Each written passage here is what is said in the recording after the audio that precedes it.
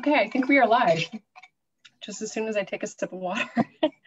Great, so we're live on Facebook. Thank you everyone for joining us today. This is Our Path Forward with Care Washington. This is our 10th episode today, which is kind of a milestone for us.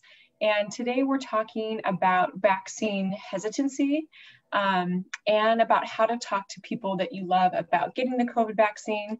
And today we're joined by our Executive Director, Imran Siddiqui, as well as the Seattle and King County's COVID Language Access Team Program Manager, Abdirahman Hashi. So thank you so much, Abdirahman, for joining us today. My pleasure. Thank you.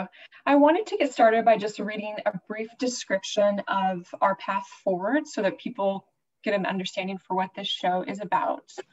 So Our Path Forward is a weekly Facebook live stream by Care Washington, and we created it to give viewers a behind the scenes look at the work that we do at Care Washington, and also to join with us in reimagining what our path forward looks like in this post-Trump, soon to be, inshallah, post-COVID era. So that's a little bit about our path forward. And today we're talking about the COVID vaccine hesitancy.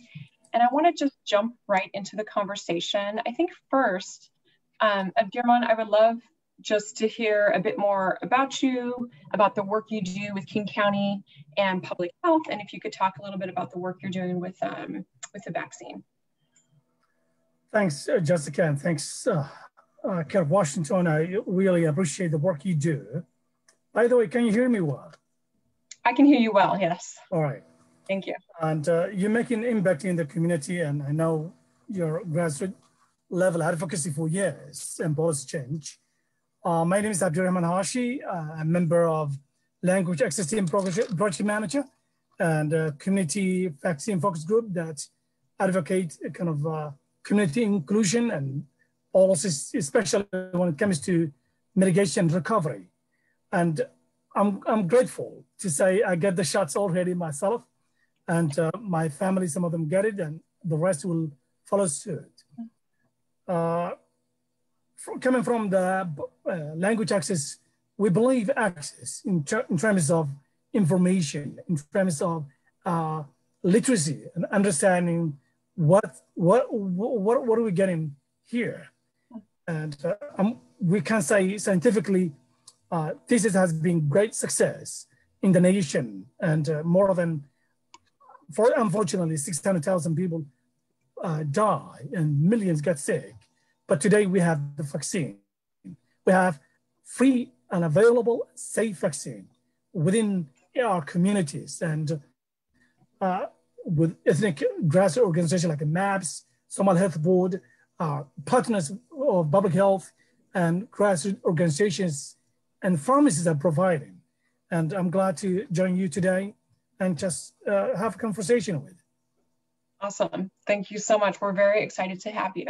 Are you in San Francisco, by the way, Abdirahman? I'm thinking to go there. I was like, are you really there? I know it's a fake background, but yeah. I like that bridge. Me too. Abdirahman, I was wondering, I don't know if you have the numbers off the top of your head to spring this on you, but could you give us an update on the total numbers, or approximately the total numbers of people, or the percentage of people that have now been vaccinated in Washington State? I can look into it in terms of the numbers. Not Washington, I think we can reference Department of Health. Okay. But County, let me see, a second. Sure. I thought we were close to 60%, which I was surprised. It's even higher.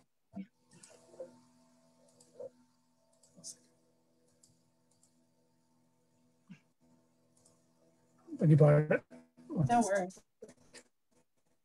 Imran, maybe while Abdirahman's looking up those numbers, I was wondering, could you talk a little bit about the work that Care Washington is doing around the COVID vaccine and vaccine hesitancy? I know that we've partnered a bit with King County. Yeah. I mean, this isn't necessarily like the work that we, aimed out to be. If we look back a year and a half ago, it was, we were, as a civil rights and advocacy organization, we're obviously here to help the community in whatever way that we can. But the pandemic was obviously something that impacted each and every one of us across the world.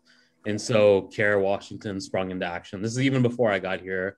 So props to the team, for really jumping in and being like that leading resource for the Muslim community, or one of the leading resources, along with like Somali Health Board maps and many others, that Afghan Health Initiative and so many others that were informative for the community during this difficult time, whether it was providing the type of resources in terms of like stimulus payments, whether it was, places where, where can we like register for PPP and so on and so forth. CARE Washington was really doing a great job. And I was able to see that even when I was in Arizona. I really respected that just springing into action and how you all did that. So that's part of, I think, the culture that has really taken shape over the course of the past year. And that also speaks to, I think, the level of partnership and dedication that exists on a city, county, and state level over here in Washington State. So you have entities like the city of Seattle, for example, that, they need the help of communities that are marginalized or that have, historically not had the same access as others. Same thing with King County, same thing with the state of Washington, where in this geographic region that we live in, there's an actual like identification that there are disparities that exist in the healthcare system and access to resources that are out there. And so that, starting off on that note, then you see, organizations like CARE Washington being called upon to deliver these types of, pieces of knowledge and information. Whatever we can do to help has really been the case. So as we fast forward to, the vaccine timeframe, we've been partnering with like City of Seattle to try and, be a part of making sure that the community knows when, where and when those vaccination drives were happening, during the phase 1 and phase 2 timeframes, where, it was really limited, but there were still allocations that were being made to maybe underserved or marginalized communities. So we've been out there interfacing with our elected officials and, trying to at least ensure that people from our community who may have not had that access before or not known about these resources were accessing these vaccinations. So we're continuing. It's an evolving process. We're now, trying to help wherever we can to get folks out there, to get their vaccinations done. So this is just another step in that realm. I know that there's a lot of misinformation that is out there, in society at large. So we're hopeful that we can, bring on the resources and link up those resources where people can have a better understanding of, what vaccination is all about. Thank you, Imran. Abdirahman just shared that link with us about the King County and Washington's, is it King County or Washington State vaccination rate? It's King County. It's about 2,600,000 doses administered in King County residents.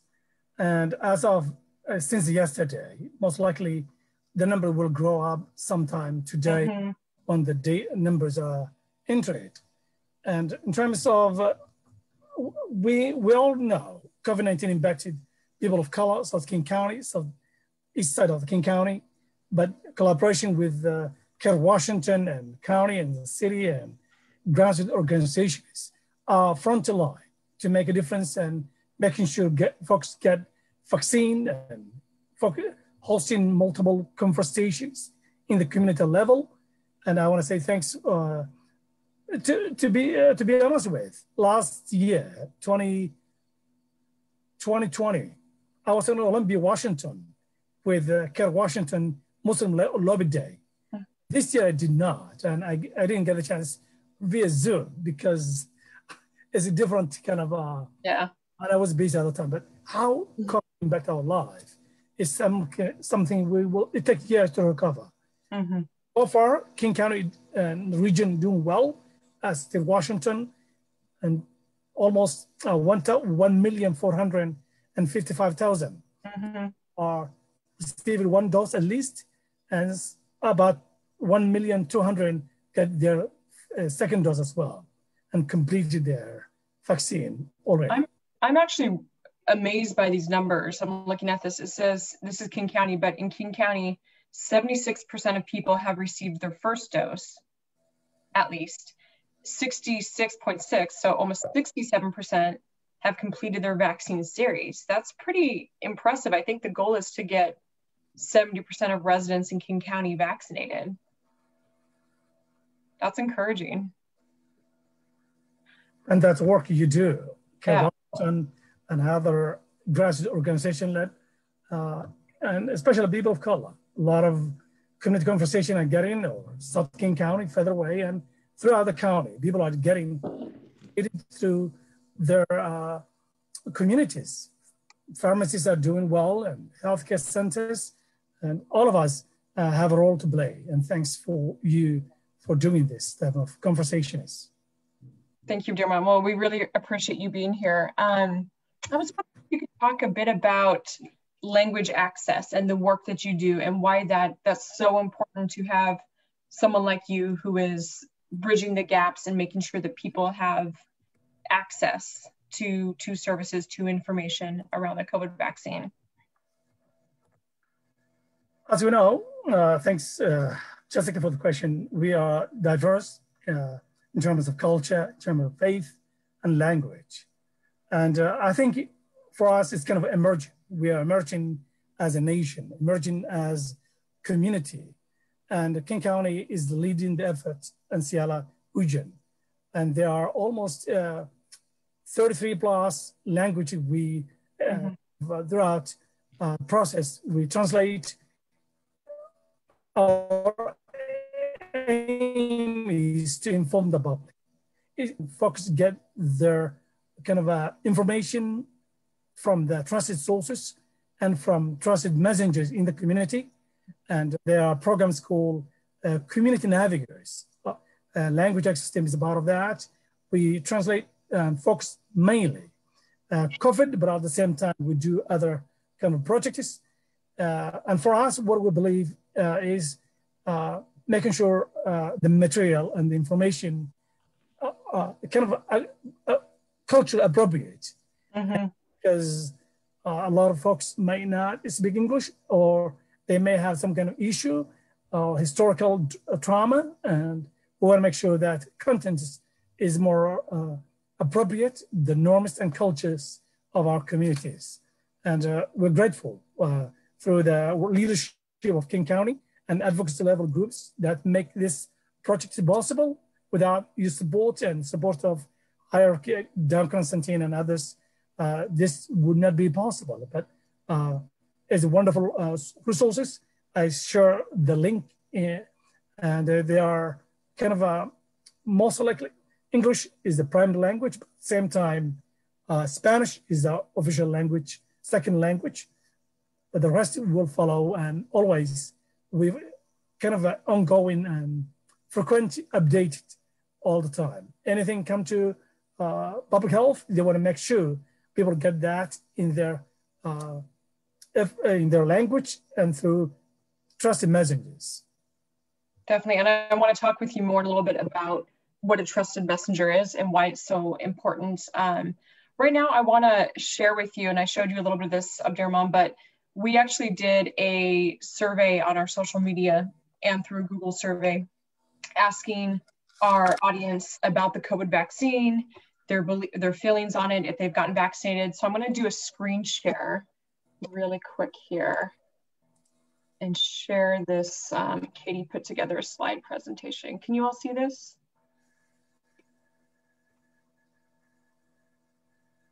There we go. Can you guys see the survey results? Great. Yeah. Let me see if I can move this over so situate my screen a little bit better. Great. So this was, we did a Google form survey and we did an Instagram survey. So for our Google survey, we got 40 responses. And you can see here, we asked people if they've gotten the COVID-19 vaccine yet. 75% said yes, both doses, which is, yay, right in line, a little bit higher than that King County survey that we just saw. And then red is 15% of people said yes, we got the first dose, and then 10% said no. And then on our Instagram survey, oops, Instagram poll, I think we had 50 people respond. Instagram sways a little bit younger. The people who tend to be on Instagram, our audience tends to be a little bit younger. So on Instagram, 86% said that they have gotten the COVID-19 vaccine, and 13% said they haven't gotten it. And then we asked, if you haven't gotten it, are you planning on getting it? And almost 78% said yes, they are planning on getting it. 22% said no. I wanted to look at a couple. We also asked people why, if they're not getting the vaccine, why they're not getting it. And so we said, have any of the following reasons affected your willingness or ability to get the COVID-19 vaccine? Check all that apply. So the first one, we can see 80% of people that aren't getting the vaccine said that it's because the vaccine is too new or that its long-term side effects are unknown. The next largest percentage at 15% down there, a couple bars, people said they have trouble setting up an appointment. So we can see the number one thing is kind of this unknown, that it's a new vaccine. People feel like they don't know what the long-term side effects are. And then the second thing there is access and the difficulty that a lot of people are having setting up appointments, which is something you kind of just alluded to, Abdi. What do you think about these numbers? I know we want to kind of shift to talking about vaccine hesitancy, and even though a large percentage of people in our state and King County are getting the vaccine, there's still too large of a number of people who either haven't gotten it or are hesitant about getting the vaccine. I'm going to stop screen sharing here. There we go. I really like the data, and that numbers is kind of aligned with the King County dashboard in a way. Mm-hmm. And that's wonderful because people are getting vaccinated. Yes. And for us, it's to continue the campaign, because we want to make sure people get to know they're protecting themselves and their families and their communities. And we cannot wait, kind of recovery mode. Mm-hmm.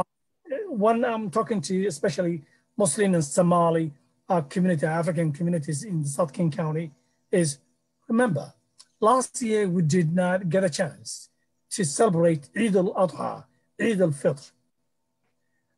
And because of the scientific breakthrough and research and investment from the federal government and FDA and CDC, we better off. Today we have vaccine within short distance in our communities. Showa Center is open, downtown and City of Seattle is hosting multiple venues, public health, pharmacists, ethnic grassroots organizations such as MAD, Somali Health Board, ethnic like Afghan Health Board, same as Islamic Center of Kent and others, doing kind of a clinic, kind of a vaccine drive, and because they are trusted messengers, trusted organization in the community. And the fact is, the message getting out, and sometimes it may take longer, but at least we are seeing the result and the data telling us people are getting vaccinated. There is some certain degree of requirement. 2020, fall 2020 and beyond. Some schools like UW and Washington State University are required. You have to be vaccinated to attend a typical class. And some of Washington superintendent and school board members are talking about is not kind of complete yet, but there is a possibility. K-12 children, where I have young children, there are some talk that should be another required vaccine. And I think Imran can echo and say more about that and share with us another perspective, especially because also he's in the center of the community always. Thanks, Imran.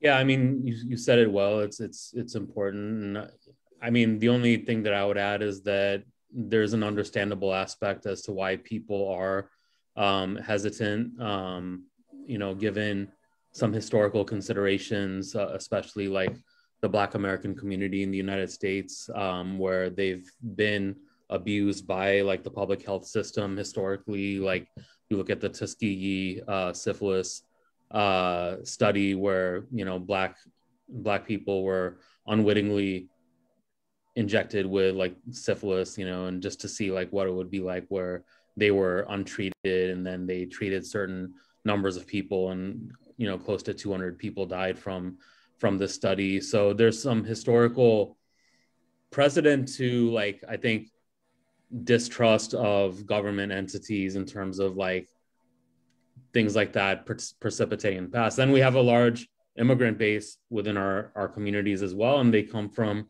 countries where there may not be that level of trust with the government, where they don't want the government to have their information. They don't want to be stuck by a needle from their own government and things like that, because they don't know what exactly is going to happen. Are they being tested, and so on and so forth. So I think we shouldn't have any type of like condescending attitude towards folks that have this level of hesitancy. There's like people, I think, have like some historical reasons as to why they may not feel it is right. However, at the same time, you should also embrace the era that you live in.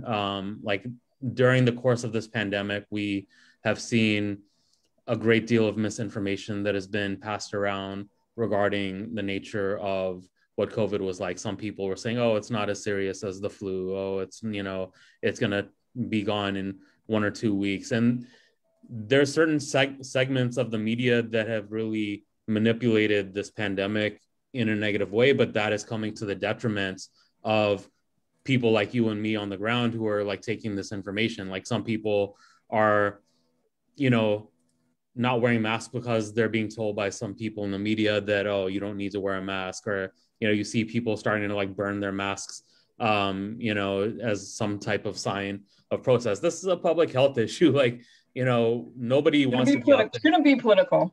Yeah. People don't want to be out there wearing a mask, and we don't want to be wearing masks for multiple years. Like you mentioned, our Jummah prayers have been greatly affected. Eid al-Fitr, Eid al-Adha over the course of the last 2 years has been greatly affected. Hajj has been greatly affected. Like very few people were allowed in over these course of the last few years. So we have to also like trust the experts in our communities as well. Like, I mean, I have multiple doctors in my family, all of whom are receiving the vaccination. Like these are people who are trusted, who have medical backgrounds, who are on the front lines fighting the pandemic. So we shouldn't just like, I think the one sort of, with respect to the hesitation, we should also, give respect to the folks that are trained in this field and have an understanding of how this works, and not just like dig our heads in for political reasons. So that is one overarching point that I would like to make. It is, I would like to see, thank you, Imran. I would like to see how King County's numbers compare with other parts of the country. I know you and I just went home. I know you have multiple homes.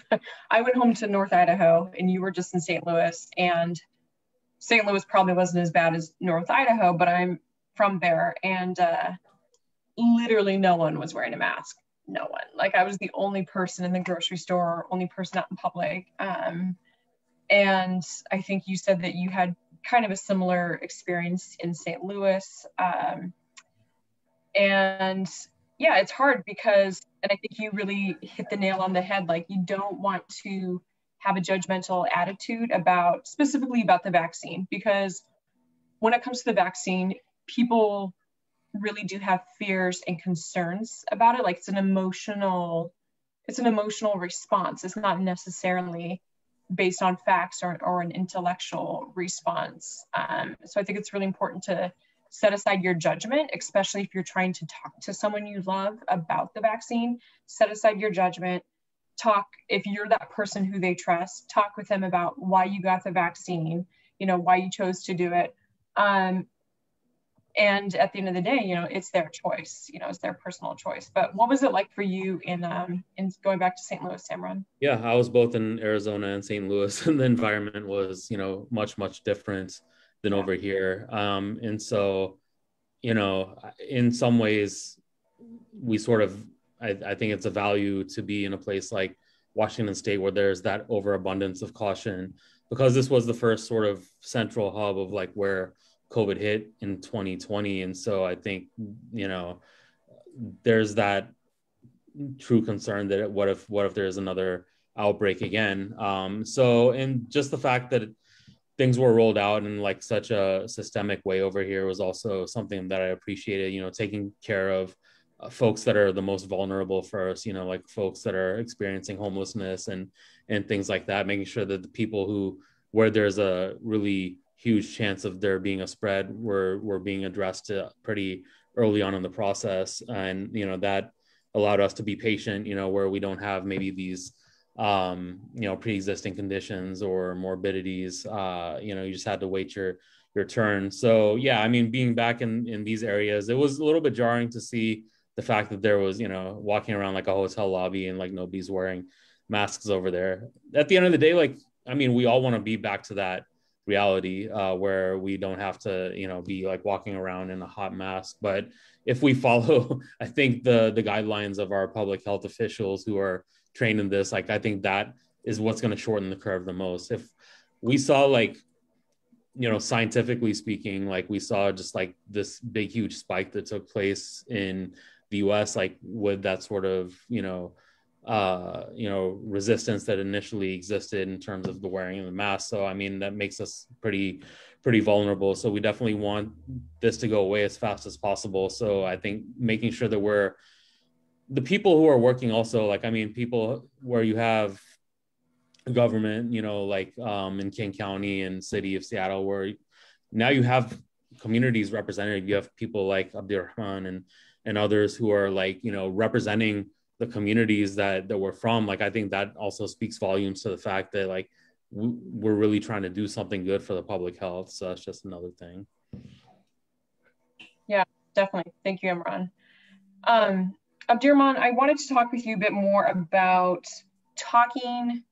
if you're someone who's gotten the vaccine and you're, on board with it, how do you talk to someone that or someone in your family maybe who's hesitant about the vaccine? How do you talk to them about getting the vaccine? And just to loop back to this conversation on being judgmental and why that's not helpful, I wanted to share this quote from Reed Tuckson. He's the former public health commissioner for Washington, D.C., and a founding member of the Black Coalition Against COVID.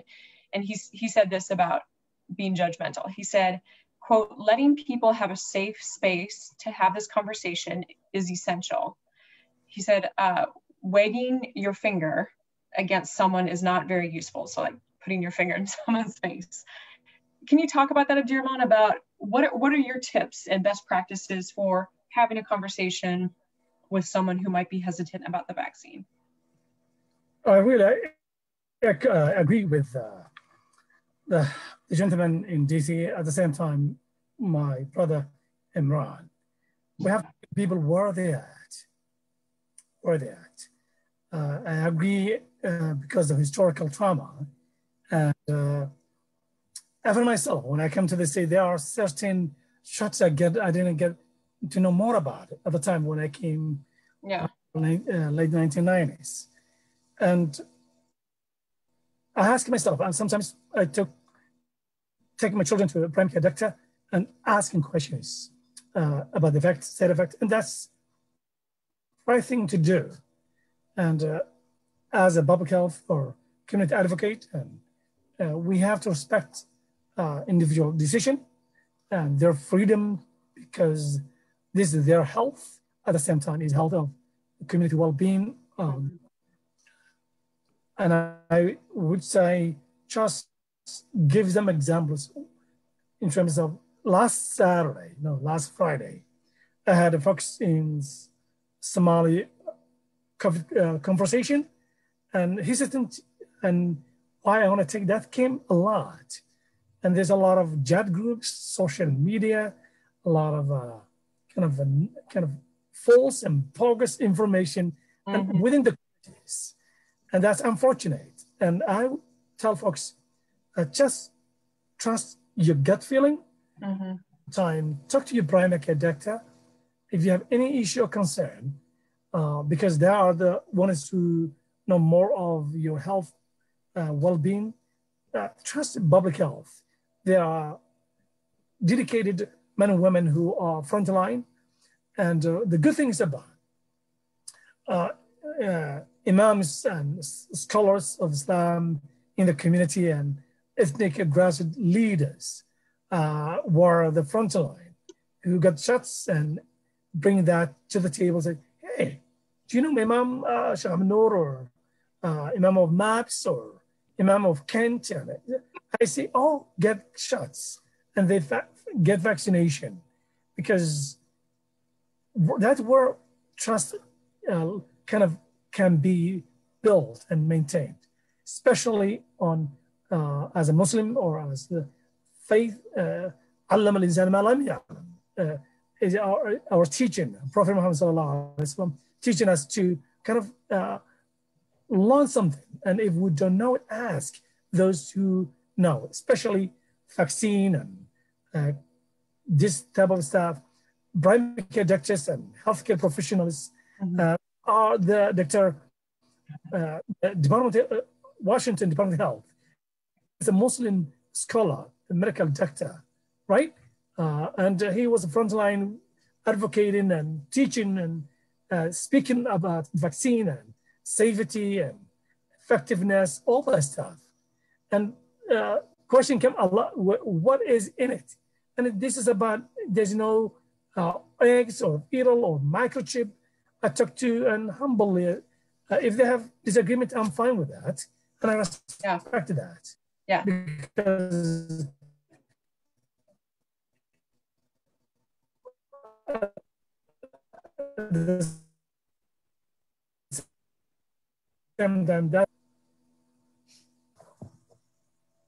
Thank you. Yeah, you cut out a bit there at the end, but yeah, I mean, and being disrespectful or judgmental of someone, it's not going to help convince them to get the vaccine. You know, I think even when I have both my doses now as well, but when the vaccine first came out, and I was going to get it, but I still wanted to do a little bit of research. And Dr. Anissa Ibrahim, she's the director at Harborview, is it? I always want to say Seattle Children's, but it's Harborview, yeah. She was doing Harborview. Good, she won't text me now. She was doing a Facebook live stream or Facebook video about the vaccine. And, you know, Anissa's a doctor. She's a pediatrician.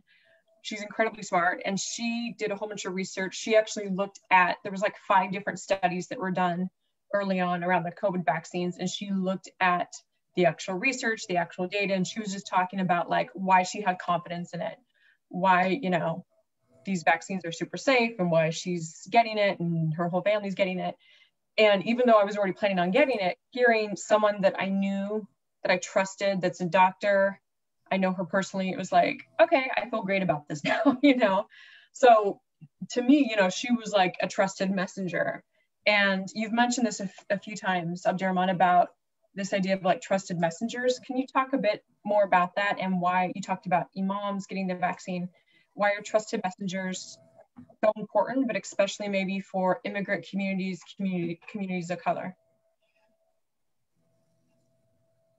Yeah, that's right. In terms of immigrant community, grassroots and established kind of ethnic group organizations are providing kind of services in the community. They have kind of ongoing relationship.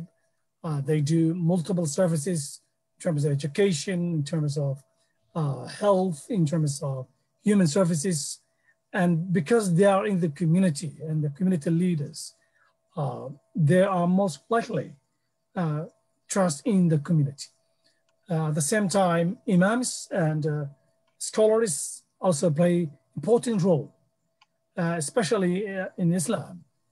People have a lot of respect in faith leaders, and when the Imam of MAPS and Anila and other grassroots Muslim leaders take shots and get vaccinated, that's sending message. And that message is about this is safe. And we have to, because that's where people get a lot of information. Myself and others, we typically go to mosque. We used to do a lot because now COVID limiting some aspect of that, but there's a chat groups, the beach of Muslims, religious groups have beaches. People can ask questions directed to the Imam. To give you some example, Dr. Ahmed Sheikh Ahmed Noor, the Imam of Abu Bakr Mosque in Takwila, do weekly session with Somali Health Board and healthcare professionals. Why? Because that's where message will get through in the community. Because Imam is talking about, public health professional talking about, and that's where community leaders and businesses and organizations like Care Washington and advocacy groups are doing it. That's where message is important. And if I'm a limited English community member, I would rather get a lot of information now. I get a lot of emails, media, but I would rather trust my community and my gut feeling. Thank you.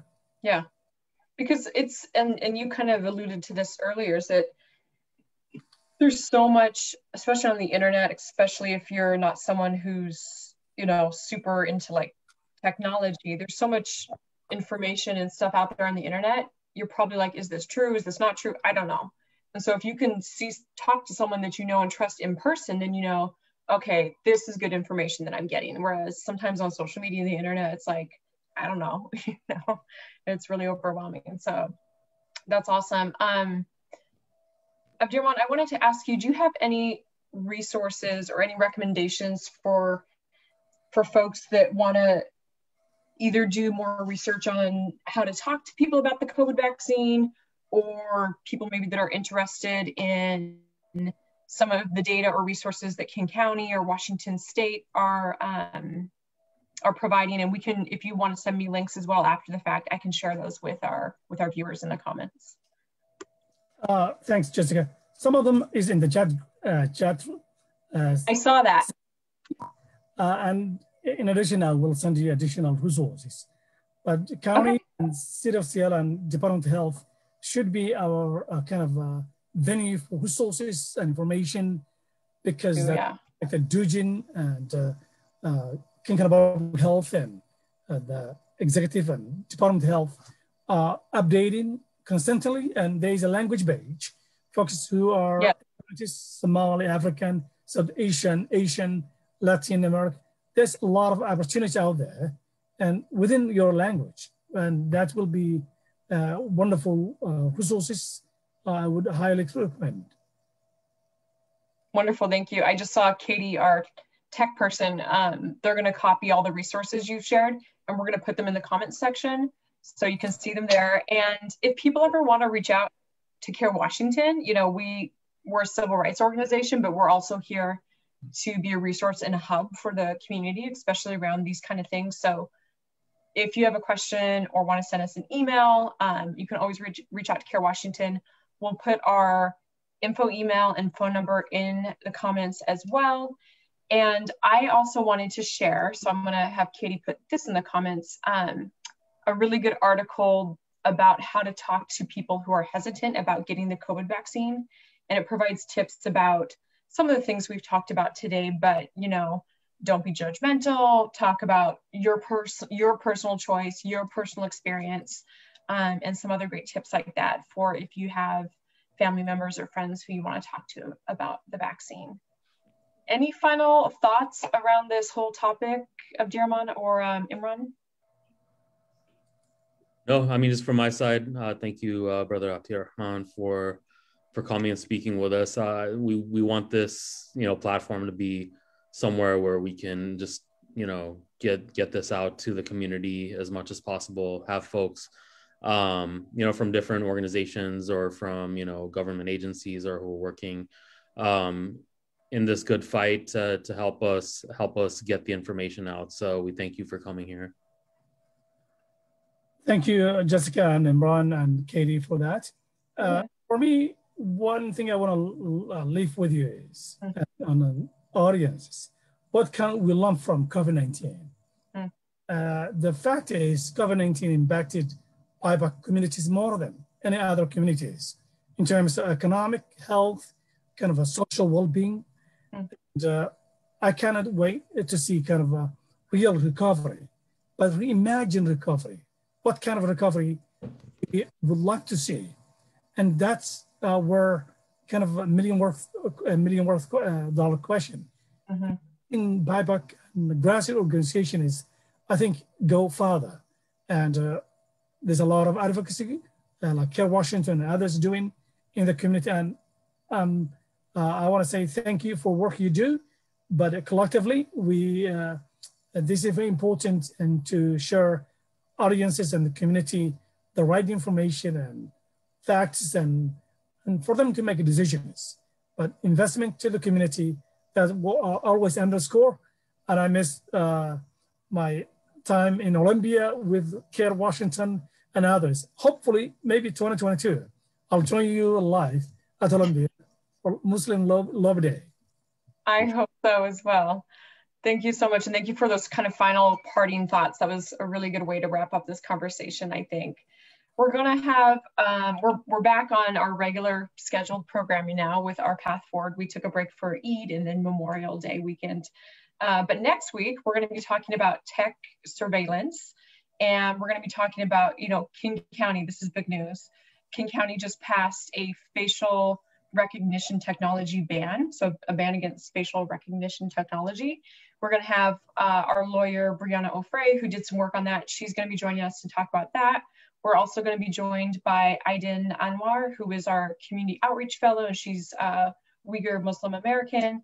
She's going to be talking about the larger issue of surveillance states and how it's a human rights issue globally, and specifically about how surveillance technology is being utilized by the Chinese government to oppress Uyghurs and other minorities in East Turkestan. So, and maybe someone from ACLU Washington. Get back to me. So I'm very excited for that conversation, and I hope that you all be joining us for that as well. Thank you, Abdirahman and Imran. All right. Salam. Thank you.